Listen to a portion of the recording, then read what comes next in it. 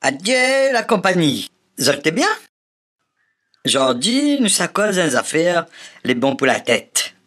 Et ça que les bons pour la tête, il peut pas faire de mal à notre corps.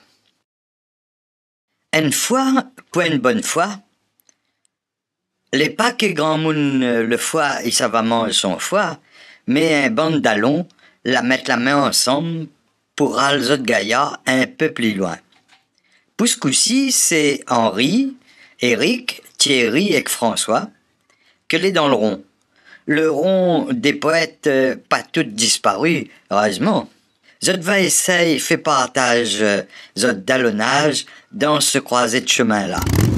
C'est Véline a 20 ans cette année. Véline, c'est une association, nous fait du spectacle sur la poésie riennaise depuis 20 ans. Et cette année, nous l'a dit, pour marquer les 20 ans, nous fait une exposition sur 20 poètes de la Réunion que nous aimons bien. Donc, nous est partis là-dessus, nous voulions faire un petit film, nous avons fait une exposition. Et bien, c'est où, là, fait nous, les caricatures des 20 poètes que nous avions choisis. Ouais, je me suis amusé beaucoup. Bah, tant mieux, parce que soit nous prenait une photo, et tout le monde y connaît les photos, soit nous était un peu plus original, et l'originalité, c'est où? Donc là, fait nous des propositions de dessin, et même personnellement, je trouve ça magnifique. Ben, je te remercie. Moi, je me suis amusé, si tu veux, pendant... C'était, comme tu avais dit à un moment donné, c'était un travail de groupe, là, où, à travers les poètes, c'était une revisite.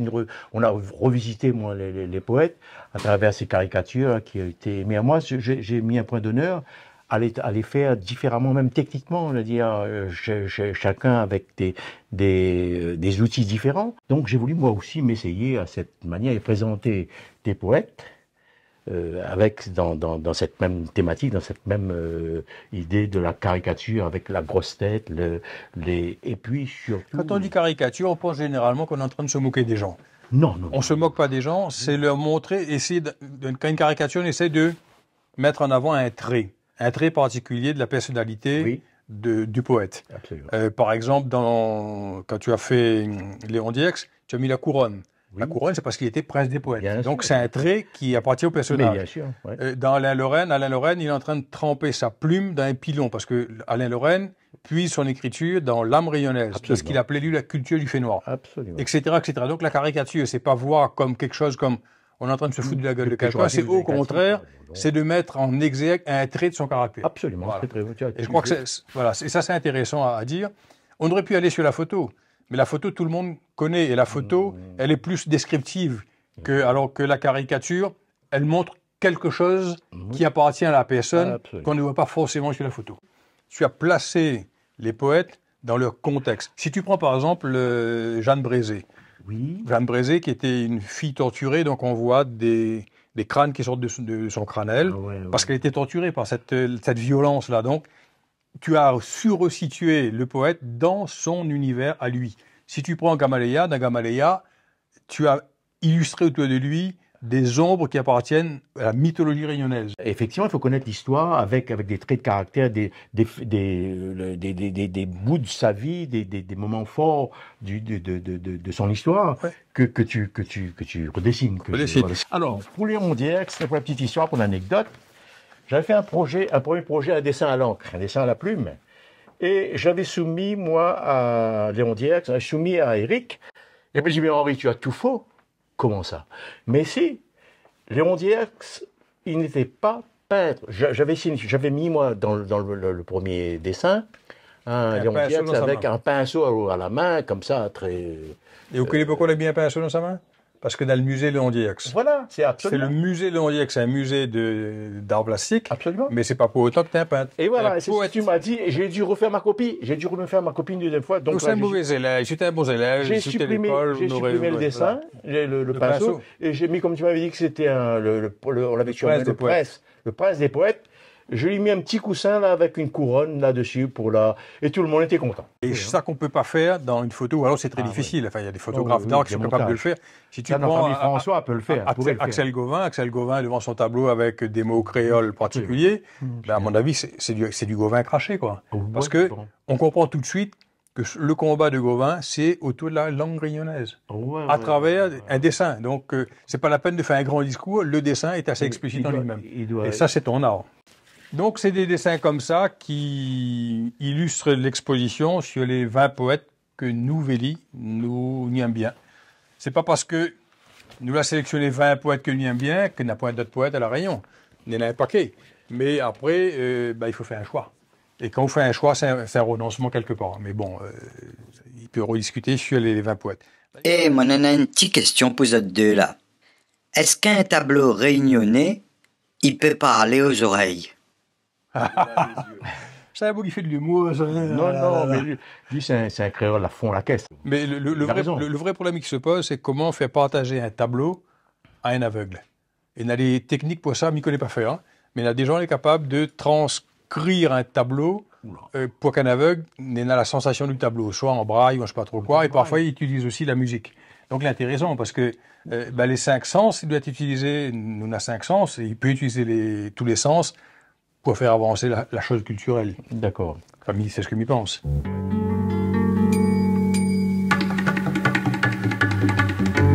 La Réunion, c'est l'île aux poètes. Ah bon? La Réunion, c'est l'île des poètes. Quelle est donc son originalité pour avoir une place dans le monde de la création poétique? Jusqu'au XIXe siècle, les poètes de la Réunion sont issus des familles aristocrates bourgeoises. Celles-là même qui sont capables d'envoyer leurs enfants faire des études en France.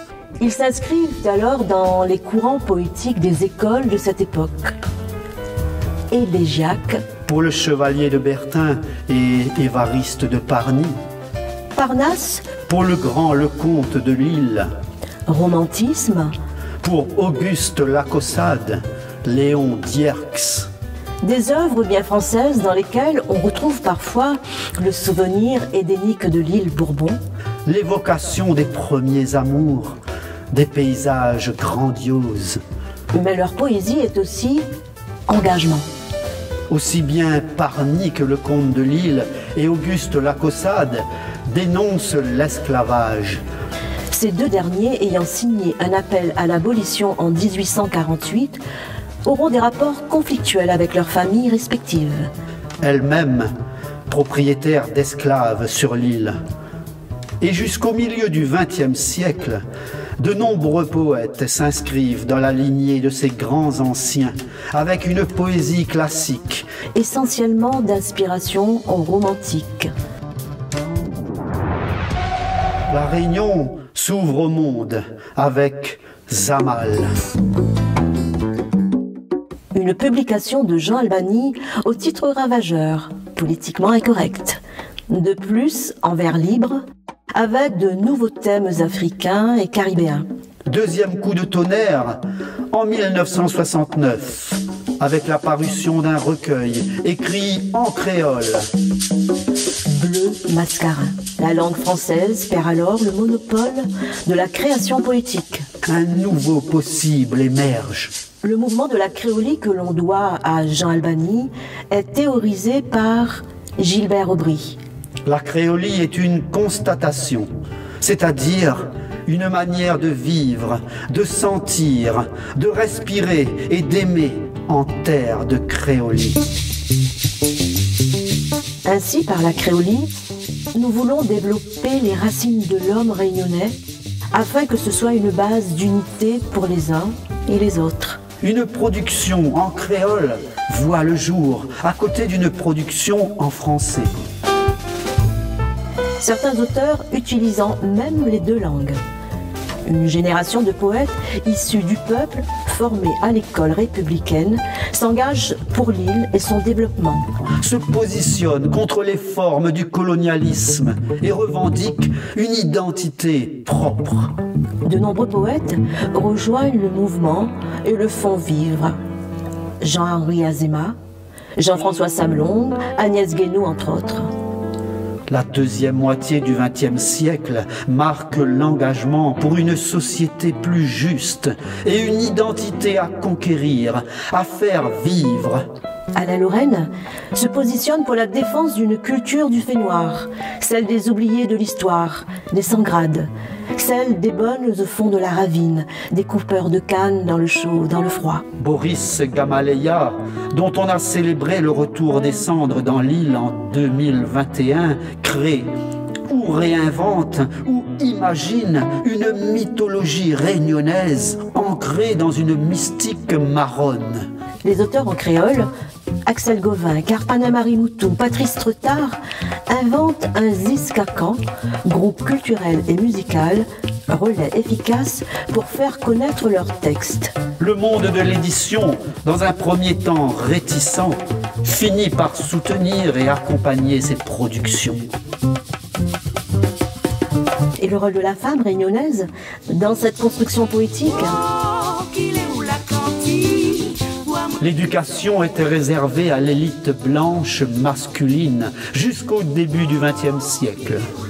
Les premières poétesses apparaissent après la Première Guerre mondiale. Souvent, elles sont institutrices et reproduisent une poésie classique dans le droit fil des grands anciens. Certaines rejoignent la créolie, d'autres suivent leur propre voie.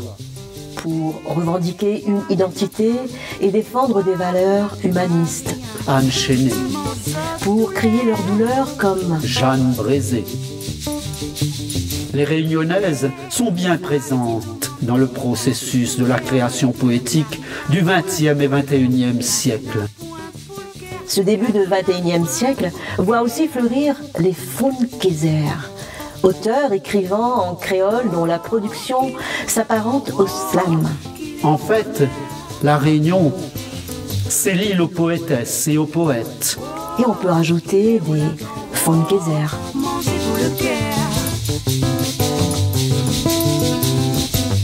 Oh, qu'il est où là-dedans, oh, qu'il est au bonheur. Oh, qu'il est où là-dedans, oh, manger pour le cœur. Oh, manger pour le cœur. Waouh! Une jolie collection d'images. Bravo, hein? Ça sera une jolie trace dans l'histoire de la poésie à La Réunion. Aster, explique à nous comment un ponnier de dessins que nous venons de voir, dessin d'Henri, un texte d'Éric, avec la voix de Patrice et Isabelle, il donne un film de François, qui ça va voyager l'autre côté de la mer, pour les 20 ans de Véli. Raconte-nous ça un coup. Non, d'abord, on a travaillé dans longtemps de ça avec les Réunionnais de la Creuse, enfin certains Réunionnais de la Creuse, notamment le cercle des Amitiés créoles de la Creuse. Et cette année, ils nous avaient invités pour participer au festival au mois de mai. Donc, Isabelle et moi, pour la compagnie Véli, on est allés à Guéret, en Creuse. On a fait des interventions dans les collèges, sur le grand public. On a participé à des spectacles.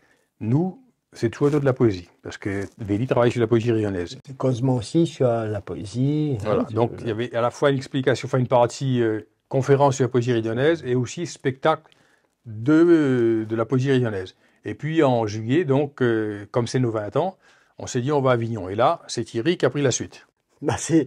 Eric avait commencé à travailler. Ça, tout le monde y en fout, mais il resitue quand même. C'est que il avait d'abord la saga du Rhum. Il avait une prestation à faire à la saga du Rhum et des comédiens disponibles. Donc Isabelle et Eric disent est-ce qu'on peut prendre les affaires? Donc bien prendre les textes et il passe la saga du Rhum et la saga il continue puisque Véli il propose à la compagnie d'aller à Avignon.